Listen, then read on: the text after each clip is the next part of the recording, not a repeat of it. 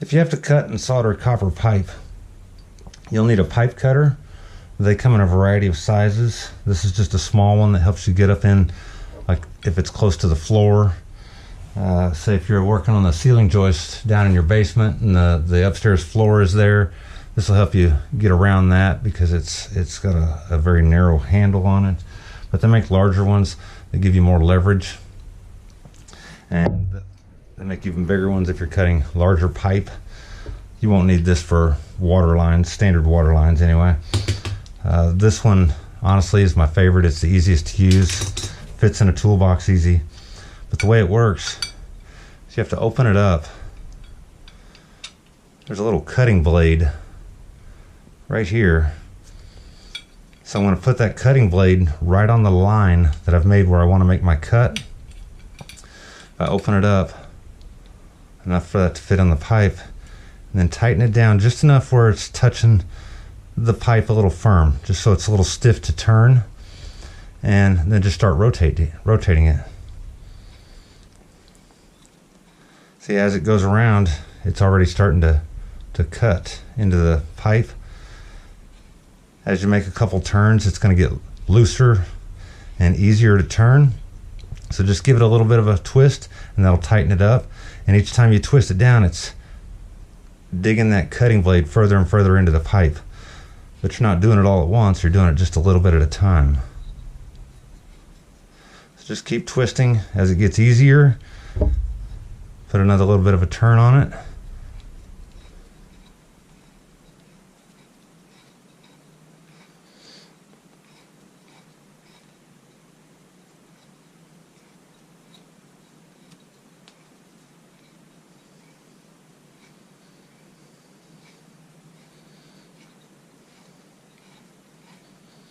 See how much easier that is to turn now?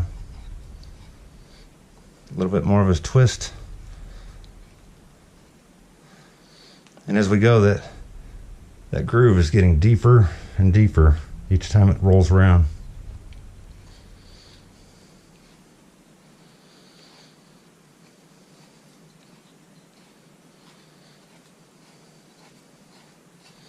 There it goes. It's getting ready to break off.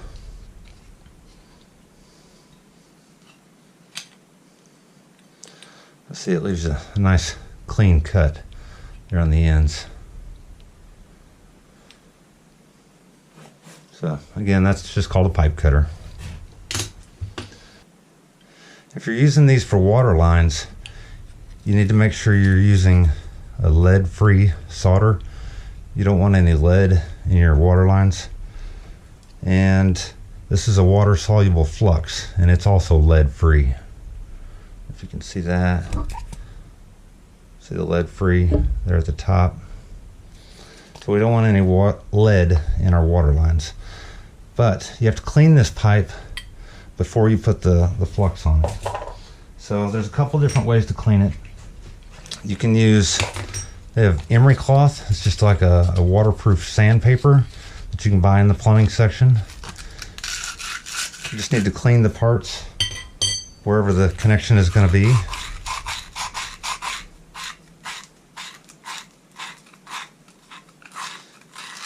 Just scrub all the oxidation off of the pipe itself.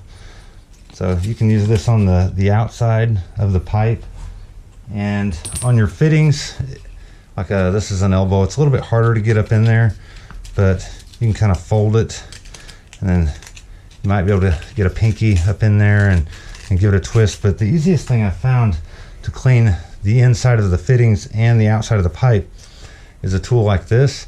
It's got wire bristles on the ends. So this side is for 1/2 inch fittings. This side is for 3/4 inch fittings.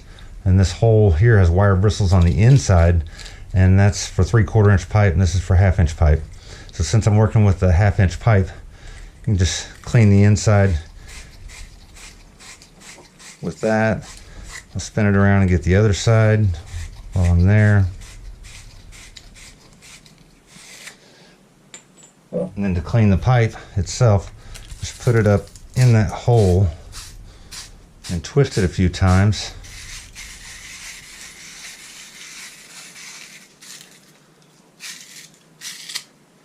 and it gets it good and clean. It's a lot easier than using that emery cloth.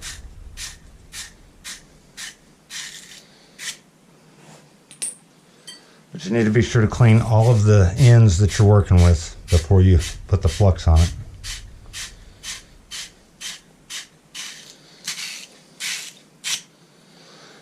See the difference in the part where I cleaned it and the part that still has oxidation on it. So if I was going to solder these three pieces together, I need to get flux on the inside of the elbow here, and then flux on the outside of the pipe on both ends. So just make sure you get it on all the surfaces. Get it on the outside of this pipe,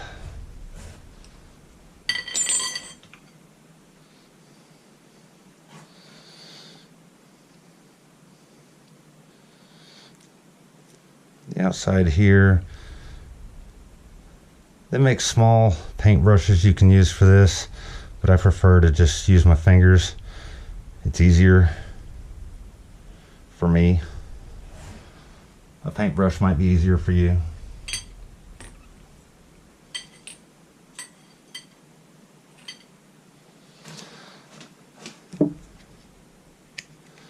You need to get some flux inside of the elbow.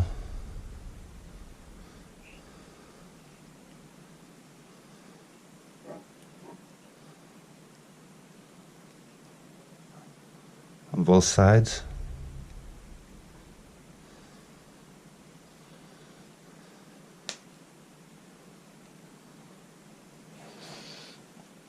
And again, this flux is water soluble, so if there's any excess flux in the water line itself, as you flush water through the pipe, it's going to rinse it out and dissolve.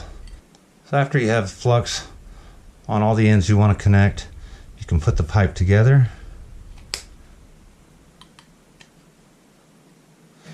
Grab a towel and wipe the excess flux off your hand so it's not slippery. But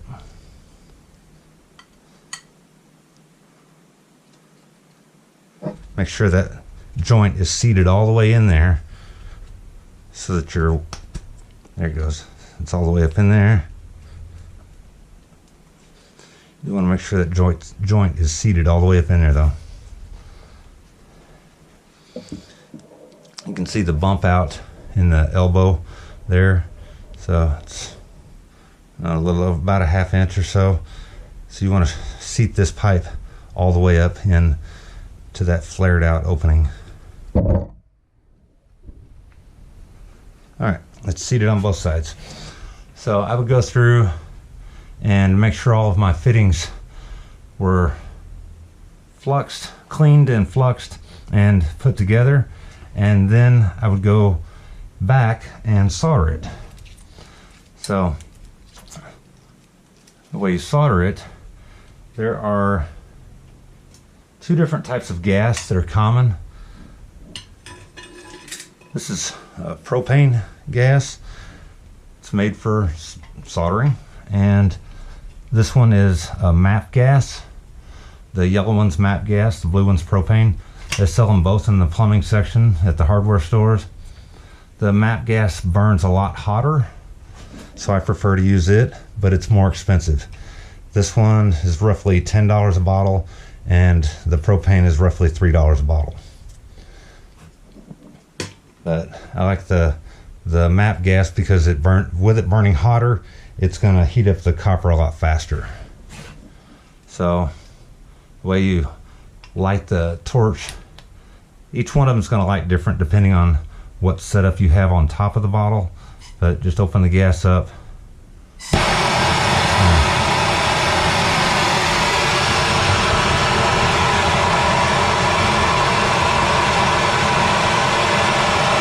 So when you're getting ready to solder it,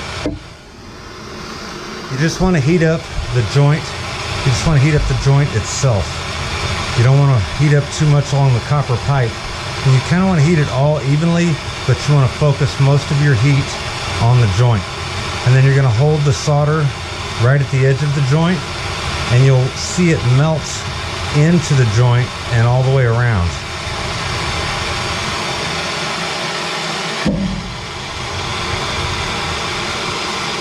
So I'll just hold the flux, the solder in place until it starts to melt.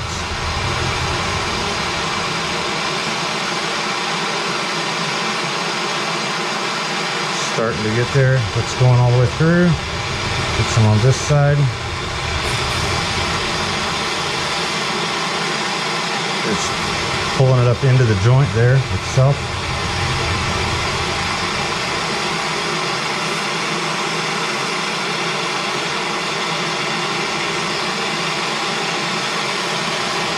Make sure I get some all the way on the back side too.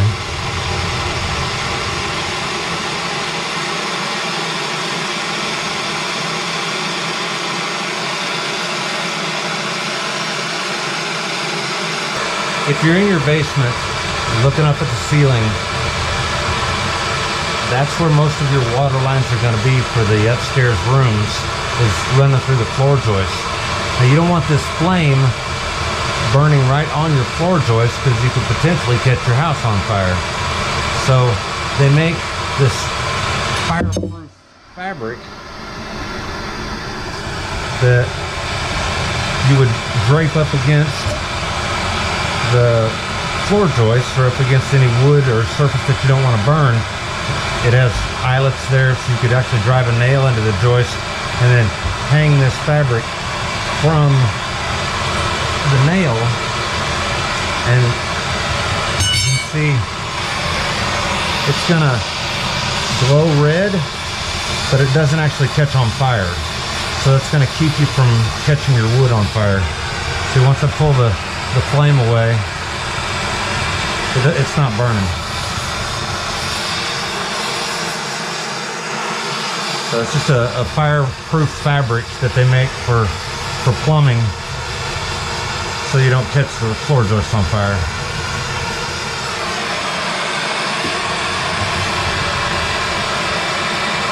See, it's already cool enough I can touch it.